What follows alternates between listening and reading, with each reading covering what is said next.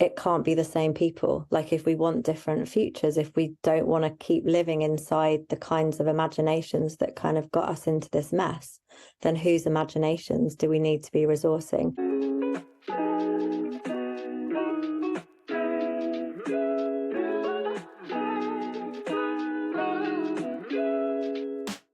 It's easy to say the nonprofit sector is broken. Less easy is saying how we're going to fix it. Welcome to What Donors Want, a podcast by IG Advisors, where we speak with brilliant people to reimagine the future of social impact. In this fourth season, we'll be switching things up a bit and diving into what we all want, including and beyond donors. I'm Rachel Stephenson Sheff, IG's Managing Director, and we're a strategy consultancy specializing in social and environmental change.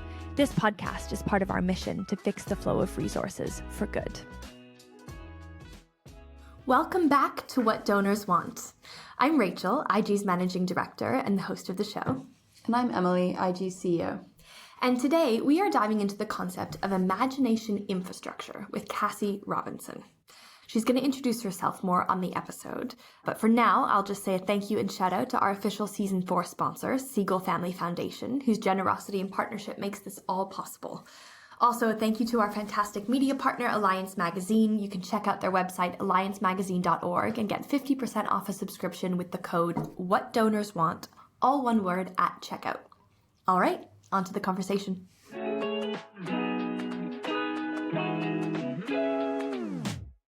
Welcome, Cassie, to What Donors Want. It's so lovely to be speaking with you today. Thank you for having me. It's really nice to see you both. So before we dive into the conversation, we were wondering if you could introduce yourself for listeners, because we know you have a very impressive bio and you basically work everywhere. So please, can you tell listeners about who you are, where you work, and what kind of background you're coming from?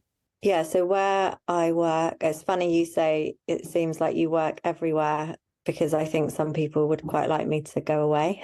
Like, I've had quite a few people say, yeah, can you spend a bit less time being everywhere? But it does actually, one of the things I really appreciate about being in quite a few different spaces is, I guess, it gives me a particular view on a landscape. And I hope I try and kind of take some responsibility for that in trying to help connect up dots and weave things together and make sense of things. So at the moment, I spend my time pretty much between four different things. I work part-time at the Joseph Rowntree Foundation, where I'm an associate director on the Emerging Futures work.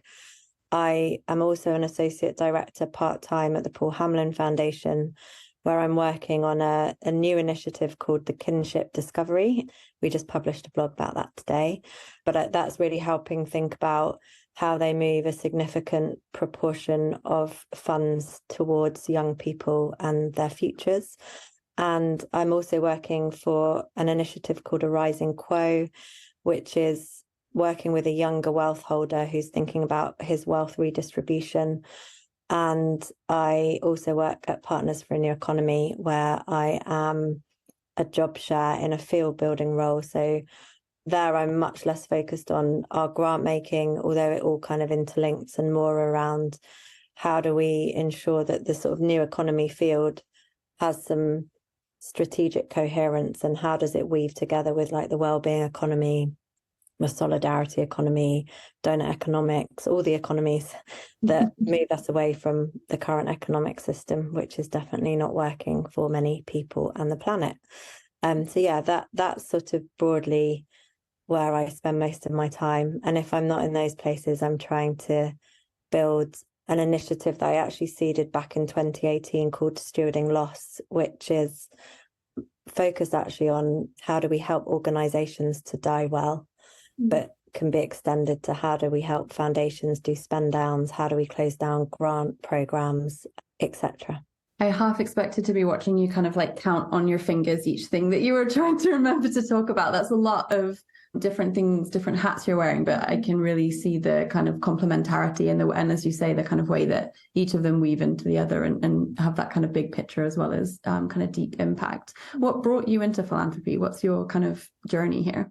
Yeah, so my journey into philanthropy is not a straight one, but I'm sure that's true. I think it's more and more common these days to not have had some linear path. But I mean, my background's actually in design, and I think when you're originally actually in fashion and textiles, which is very different from what I do now, but I do think my brain works in patterns, and like I see the world in patterns. So that's probably some of my textile designer makeup.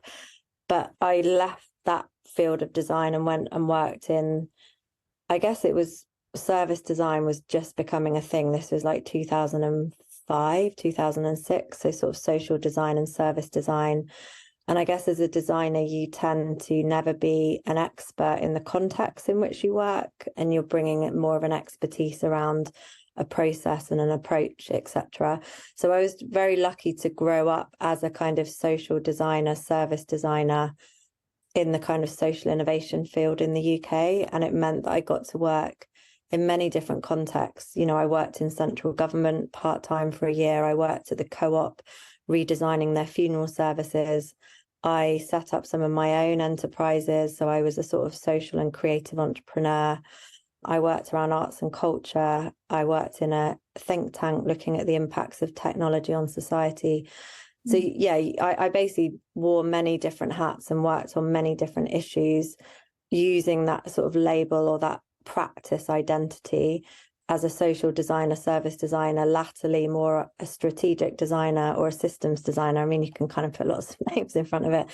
But I think in 2010, I stopped talking about service design and I started talking about systemic design or strategic design, because I felt like, and I bring this up because it relates to the imagination, that service design is really fit for purpose when you're thinking about how do we get a passport easily, you know, like sort of transactional services that should just work really simply.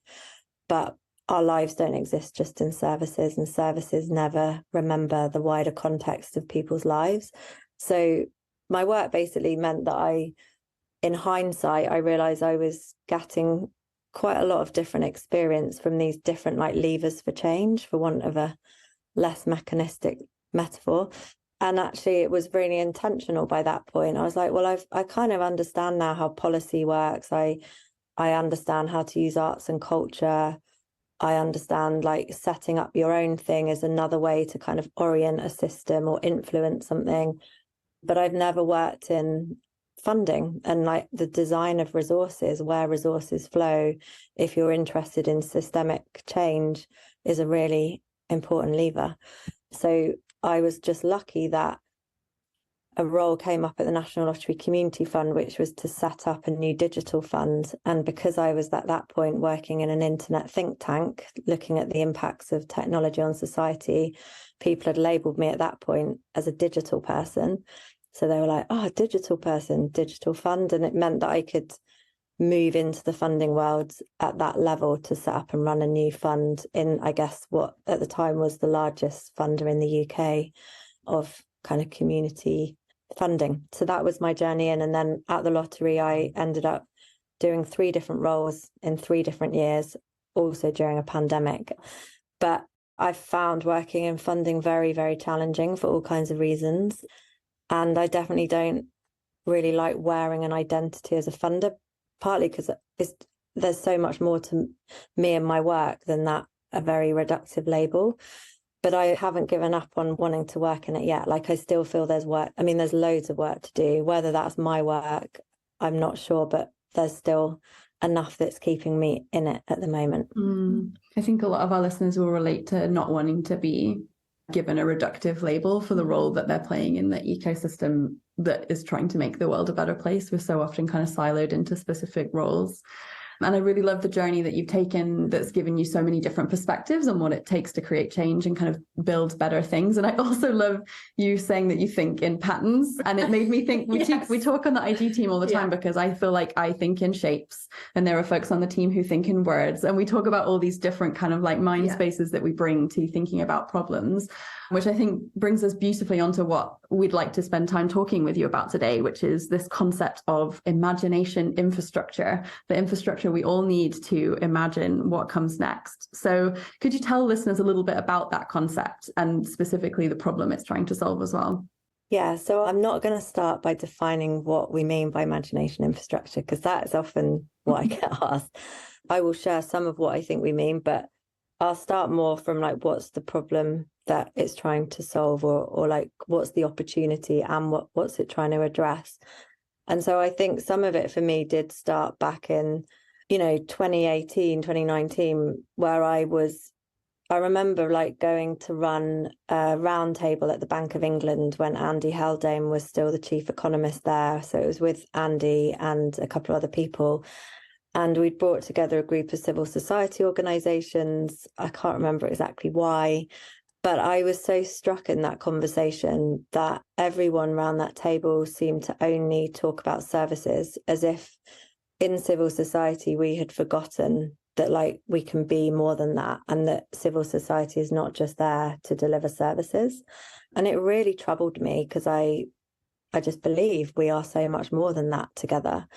And that feeling and unease was there, whilst there was also some work coming out by people like Jeff Mulgan, who had written a paper with Demos Helsinki about the crisis of our social imagination. Rob Hopkins' book was coming out then, I think, around like the what if. So that was some of it. And I also, at the lottery, we had a tagline at the time of like, communities know best. And there was a lot of work that I'd been involved in for many years, actually, in civil society, in terms of like using things like co-design and participatory design, and a lot of those practices, co-production, that are all rooted in that belief that communities know best, or like communities should be in the lead, or you need to centre lived experience. And it's all about just asking communities what they want. And I think some of that work is really important. But having run maybe about 1,000 co-design workshops in my very long career as a designer, actually often, if we were honest, the process itself can be really meaningful and really shift things, but what comes out of those is often not really the thing that's needed. And that's because we never account for people don't know what they don't know, like I don't, like you both don't. It's really hard to imagine beyond things that you haven't ever known of or experienced or had a sense of. So I also felt like, there's a lot of co-design and co-production stuff in civil society, but not a lot that's beyond that and that recognises the limitations of that. And then I guess I also could see the growing trend and interest in things like deliberative democracy. Like I sat on DCMS, had an advisory group around innovations in democracy for a programme they were doing. This was a few years back, and I was on the advisory board for that. And we were being brought different examples from around the world of like ways to design citizen assemblies, etc. And again, I think that has a place. I think that's really important work, but it's very downstream, because often those processes already start with a question. And I'm never sure we've done enough about, is this the right question? And often those processes are also very cerebral, like a lot of co-design and co-production is too. Like it's never drawing on embodied knowing, our different types of intelligences. So I think there are limitations just for that reason. Like we're not accessing a huge wealth of kind of intelligence. So all of these different things, and there's probably a few more in that list, were making me feel like we need to do something around the imagination. Like we need to resource people to actually have the time and space and the capacity to really access something that's like deeper and bigger and different and wiser and wilder. And that needs attention and it needs resource. So I often just think of money is about where you're paying attention. So that was kind of where it came from. And I guess I'd already planted some seeds around this work before the pandemic, because the lottery was looking at celebrating their 25th birthday. And I had this big idea that they could do this kind of nationwide mass dreaming thing. They didn't go for it. But, it wasn't that long after that we then were in the first wave of the pandemic. And it felt like everyone was funding the crises, which they needed to, like lots of emergency funding. And then this growing like noise of all the people that you would normally always hear saying about these cracks in the ground and the opportunities for new futures to emerge, and those voices that we could hear were the same voices that we always hear, the people sitting at their desk, maybe in a think tank, who have the time and the space and the energy, etc., to be talking about these futures. So I was like, this is a time that we really need to resource some very different people to think beyond the present, to think beyond the status quo.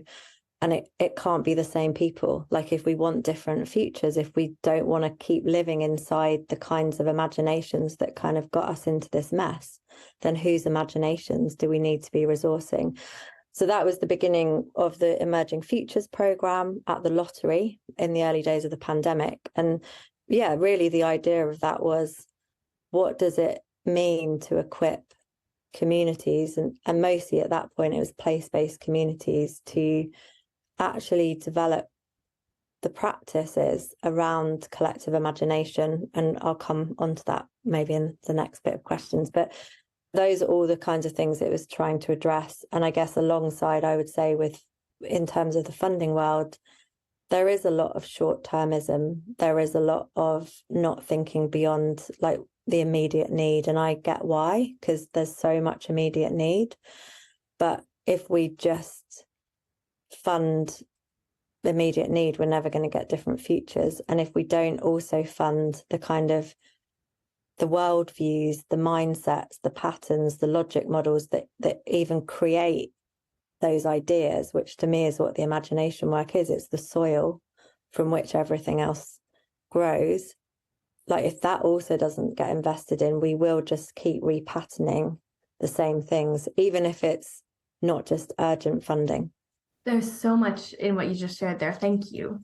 There's a quote that we've been kind of circling around our team quite a lot, because we're doing this very similar in a way. When you were talking earlier about fixing funding flows, and we have something at IG called the Fix the Flow Fellowship, which is in a way providing imagination infrastructure for fundraisers and funders. And there's a quote, I'm kind of paraphrasing, but it's a Henry Ford quote where he says, if I had surveyed my customers about what they wanted, they would have said a faster horse. But of course, we know Ford for creating cars. We don't know what we don't know, as you say. It's such a powerful metaphor. And when reading your website, what I just want to call this out for listeners, definitely, your website's beautiful. I can tell you're a designer. So just have a look at Cassie's website. But there's a quote on there where you say, I am most useful working with 1 foot in the existing system and 1 foot in discerning, creating, and stewarding the new. That is like, that's such a beautiful duality, to do both at the same time and in the same sentence, because I do think a lot of the time we can get stuck in the mutually exclusive binary view of what we're doing here. I think that's so cool. So we're talking about this infrastructure at the systemic level, and I'm wondering if we can bring it down to some practical elements, and thinking about our listeners who are working in nonprofits, they're working in funding organizations, maybe they're grant makers, maybe they're fundraisers. And I think many of us know, like, we can feel that there is the idea of a car nearby, in the periphery of our imagination, but we are so conditioned and focused and burnt out and busy. We want faster horses. We want faster horses. And it's so, we can have all the workshops and post-its and rapid brainstorms that we want. But what can we all do, first as individuals, and then maybe as institutions, but what can we do to imagine cars, not faster horses? How do we access this infrastructure in our like personal moments, in our most intimate moments as people, as teams? I mean, I think there'll be lots of people that probably have some of those practices that means they access those other like realms in their minds, in their bodies. And for some people that might be yoga or meditation or walking out in nature or being by the sea or being with a creature. I think it's very personal, I guess. Like, what is it that you need to remind you of like the mystery of the world and the wonder and the awe and those things that, remind you that like there's probably things we don't know and we can never know. And that gap that opens up, that spaciousness of other potential or other possibilities. And I think that's just really personal, isn't it? Like how we access that. So I think there is just something about asking yourself that question, like, what is that for you? But I'm really interested in how we invite that in for others as well, because I think one of the things we've learned from doing this work, and, you know, we can ground it in some practical examples, and, you know, I can share links with you to put with the podcast, but, you know, it's actually really rare for people to be asked, like, what do you long for? What do you dream of? And the invitation to do that, you know, it can really like knock people back, and they don't know what they dream of, because they're never asked and they're never given the time and the resources to do that. So I think there's something really powerful in also being the person that asks others and that invites that in from others. And I guess like this is probably a good time to just mention the collective bit, because that really matters to me. I think that's very particular to me. I think what's been amazing is to see this field of kind of collective imagination growing. And there's now, you know, people might call it social imagination, political imagination, civic imagination, the Black imagination, decolonizing imagination, like the ecological imagination. There's all these different versions. And I always want to come back to the collective, because I am really interested too in how we make it not this individual activity, and this sense of, you know, what is it that the collective can know that we can never know alone? Like, what is it that we can dream together that we can never dream on our own? And that's also maybe some of my background as a designer, who became very critical of things like user-centered design and human-centered design, and have written a lot about collective design. Like, if you start from a place of really perceiving our interdependence and our interconnectedness, like we are all one in some way, and that's a worldview which we don't all share, but my worldview is that we are all one and we are nature, and therefore what can we imagine from that place? And I think that's really powerful. So yeah, that the collective bit's really important to me, but I think there are other practices that are being developed through this.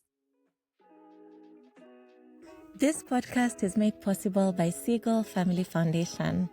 We are building an extensive network of extraordinary people, positively transforming lives and communities across Africa.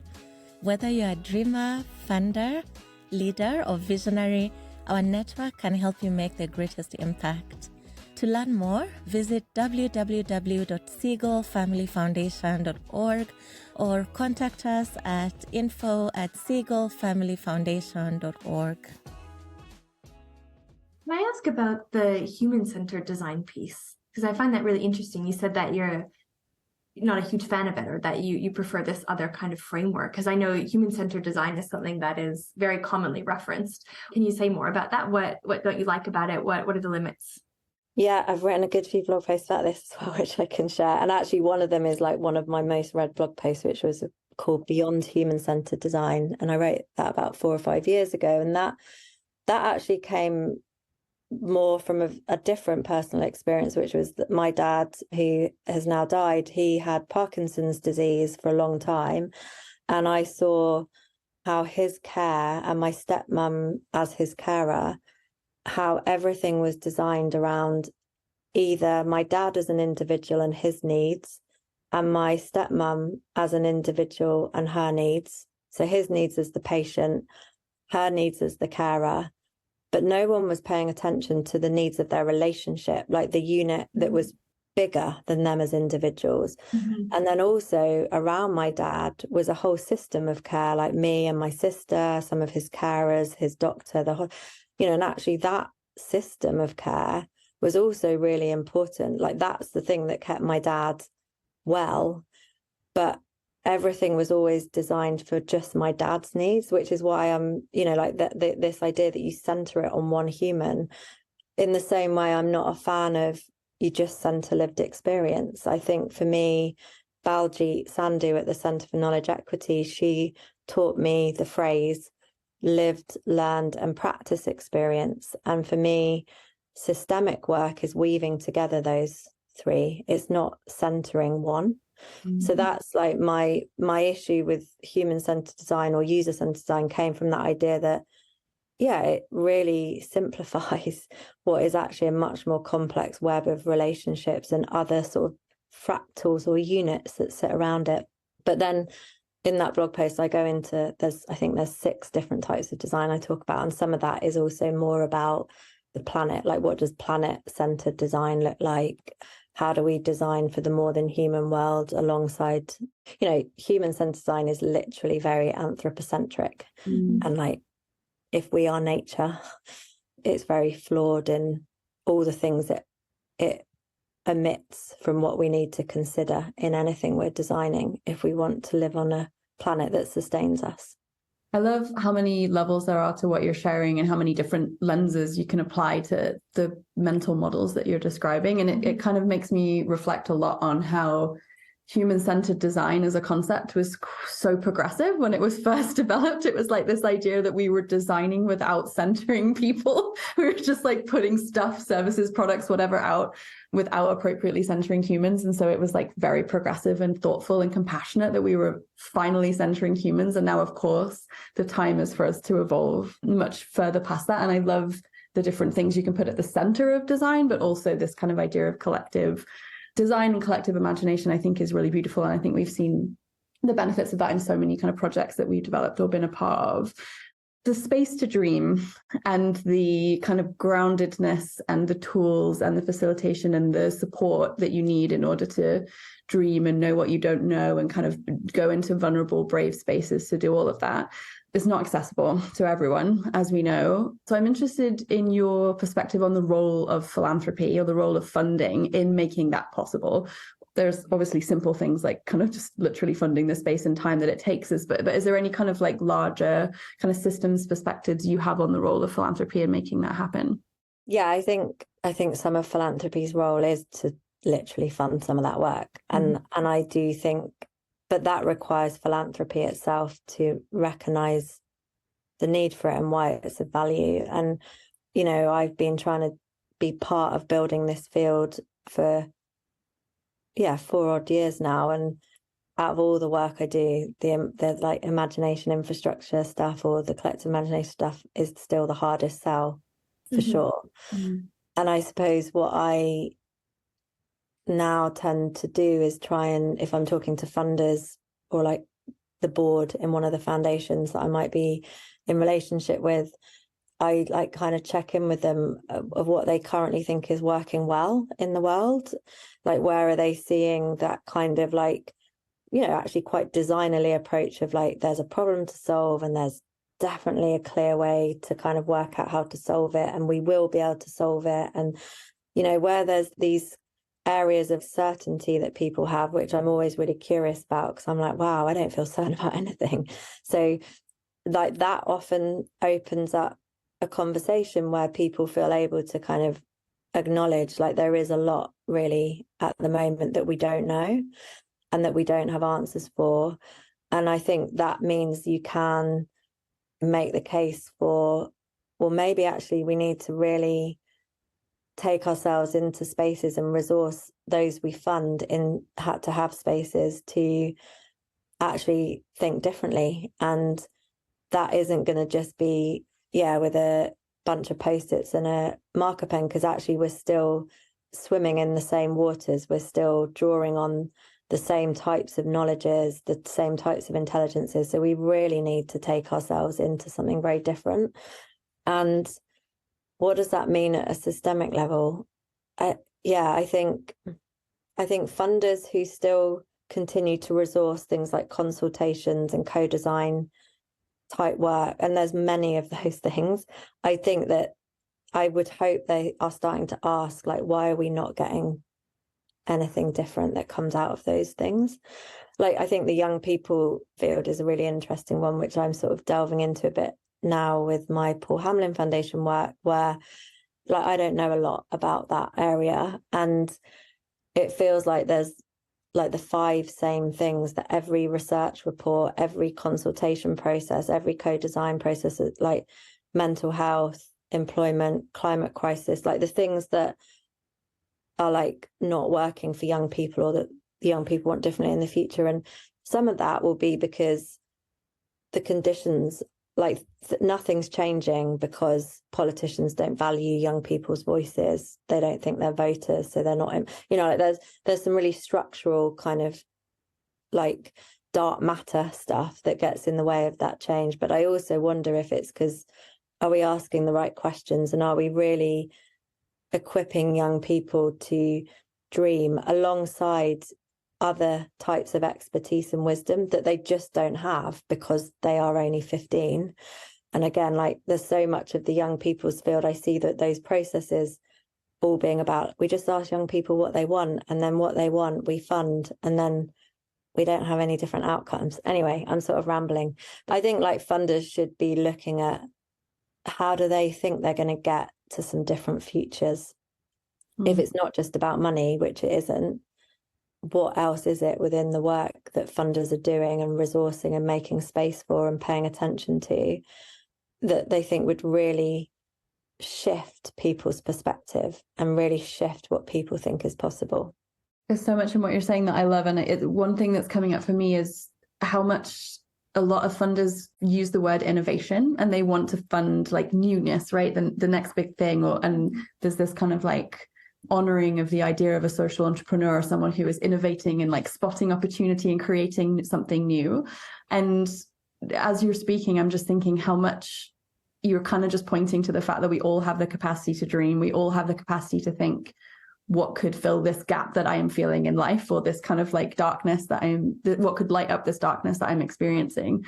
But that so often we think about that in terms of investing in specific interventions rather than kind of fostering that capacity to dream in everyone. And I think it's not an easy thing to be able to do as a funder or as an individual, to kind of think about bringing that practice into your life or into your work. But I think that even just hearing you describe it, it gives me a sense of relief in a time where everything feels like it's not possible, right? It's like things aren't going well on so many different fronts. Things are really challenging. Our democracy doesn't feel like it's serving us. Our economy doesn't. And there's so much in that can feel really heavy and kind of like this, we're just stuck with this now. And this is the downward spiral we're on. And I think actually being called to dream big, not necessarily think positive, but like dream about what you want to be different, so that you at least have that picture in your head and you can compare it to reality and then think about what the path forward might be. I think that's really beautiful. And so I would like to ask, on a positive note, what things are giving you the most hope right now in the kind of ecosystem within which you work? You don't have to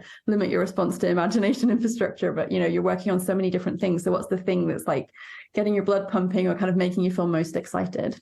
Yeah, and just one thing I'd love to say in response to what you just said, Emily. I think that was what you just described there, this idea of like, it's not just a one-off thing. It's like, what's an ongoing way for funders to resource people's dreaming? And that is part of the imagination infrastructure, because infrastructure is this thing that you tend to over time, you invest in over time. And actually, I just think like, in the same way that funders collect data or ask for feedback on how was our application process or how are we doing on DEI, those things are important, especially the latter one. But what if funders also invested in inviting people to come into their space every month to dream together? Like, what if it just became as common as it is to get feedback on like their processes, which I do think can sometimes really be very reductive and limiting. Like for me, it's like the opposite of queering our spaces and our dreams. So yeah, like what you pay attention to grows. And if you're just asking for feedback on your processes, but not on like what's possible in this world, like what can we do together, like what are our collective dreams, then I think you're really missing a trick. In terms of what is giving me hope, I mean, it's very hard at the moment to feel a lot of hope because we are doing this at a time of everything that's happening in Palestine and Israel and Gaza. I guess, yeah. So one of the things I think has just most recently given me some hope is I have just come back from a 4-week trip in Canada primarily and the US.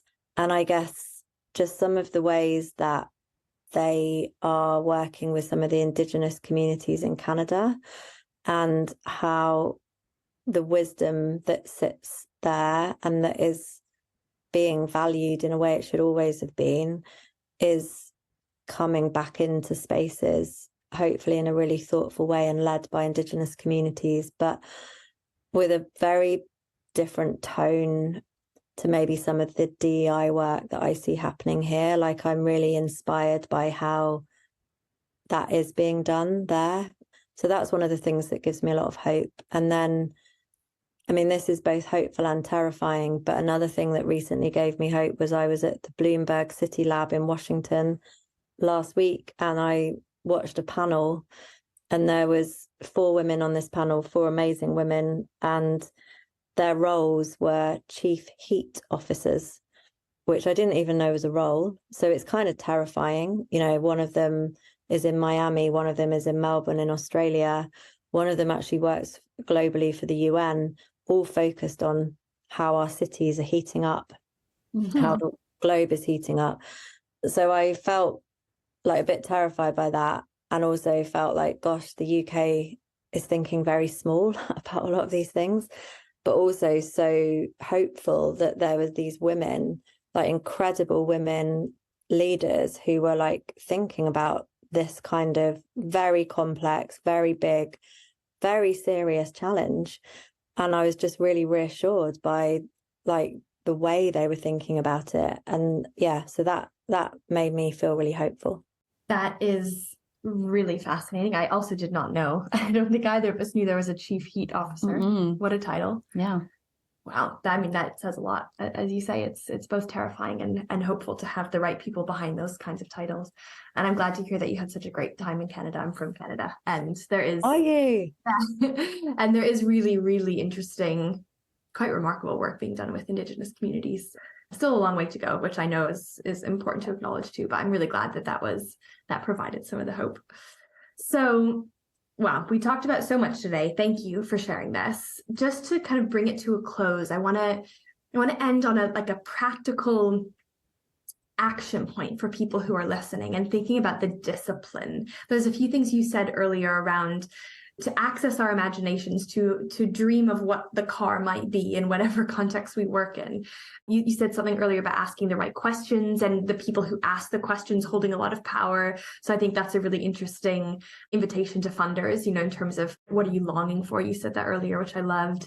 And then you also mentioned some more personal practices, yoga, however you access the mystery, that connection to the mystery of being alive in nature, which I think also is so fascinating given your design roots. And there's a lot of, no pun intended, but threads, a commonality of threads between all the work that you're doing. And just even thinking of like the miracle of a piece of cloth and how many threads have to weave together in a certain pattern to create texture and matter is just absolutely fascinating. So before I dive off an existential cliff and go too deep with this question, let me bring it back to the very practical place to conclude, which is, what is one thing we can all do tomorrow, the day after, that will help us get closer to a place of mystery and imagination? Whether that's your personal practice or any recommendations you have, what's one thing that we should walk away and do differently? I would go to the Collective Imagination Practitioners Community, which is this growing community of people developing the practices. So you can learn about all kinds of practices, ancestor practices, deep time practices, nature practices, collective practices. And there's also a fund attached to it. So we have resourced it as well. So you can actually access bits of money to do some experiments and stuff.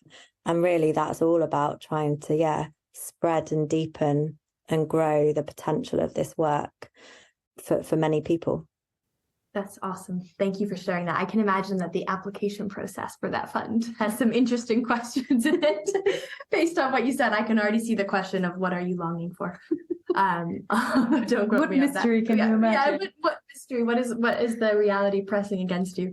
That's so cool. Thank you, Cassie. Thank you for all the work you do. Thank you for speaking so beautifully and just sharing all this fascinating insight into the work you do. I think it's something a lot of people are craving, and they probably don't even have the language. They don't even know what they don't know to even articulate something like this. So even that framework itself is valuable. Yeah, thank you so much. Oh, well, thank you for having me. And again, this can come in what you share, but there's obviously like a whole web of people that are doing this and that I would point people towards, and lots of beauty and inspiration in it.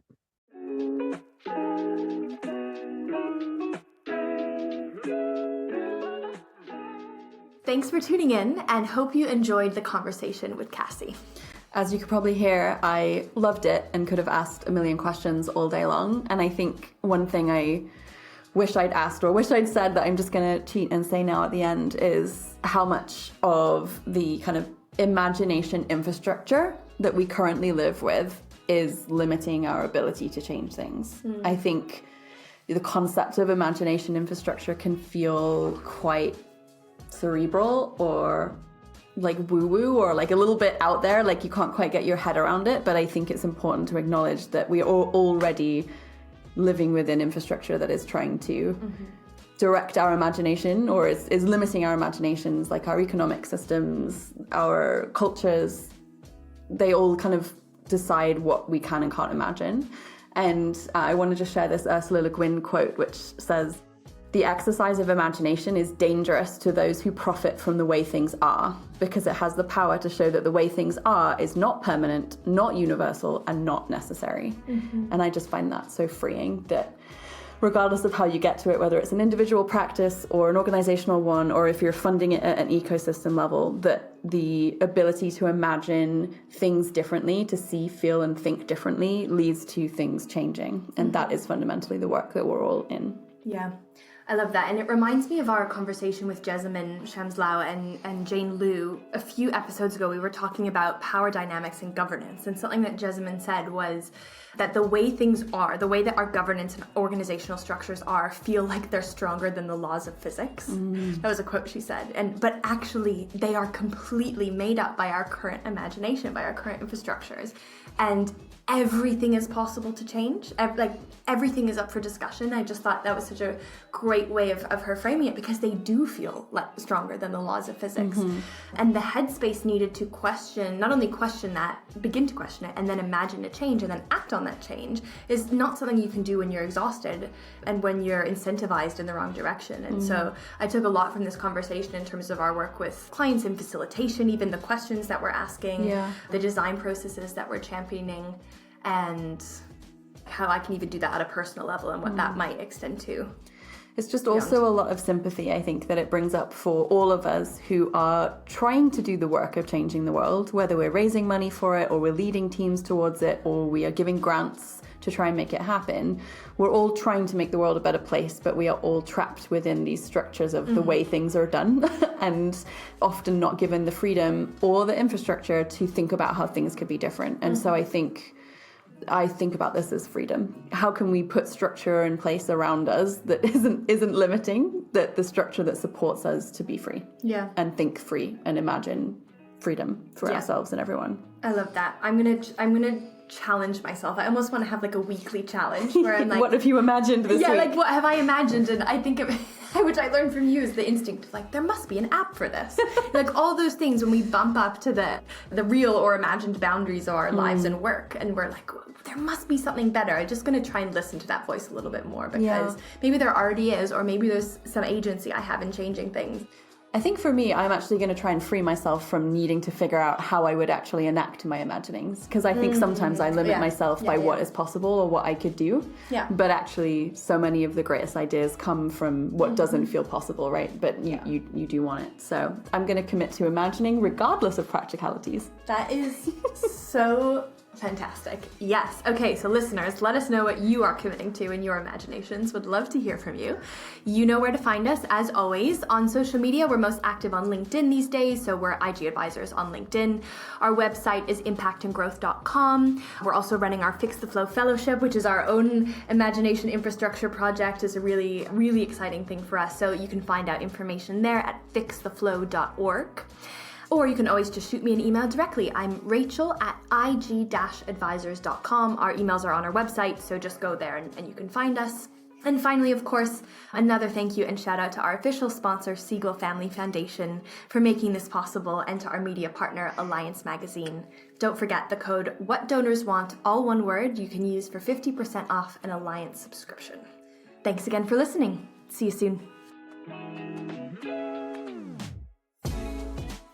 This podcast was produced by me, Rachel Stephenson Sheff, and the team at Scrubcast. Shout out to Dave and Tim. Please rate, review, and subscribe if you can. It really helps us do what we do. Thanks so much.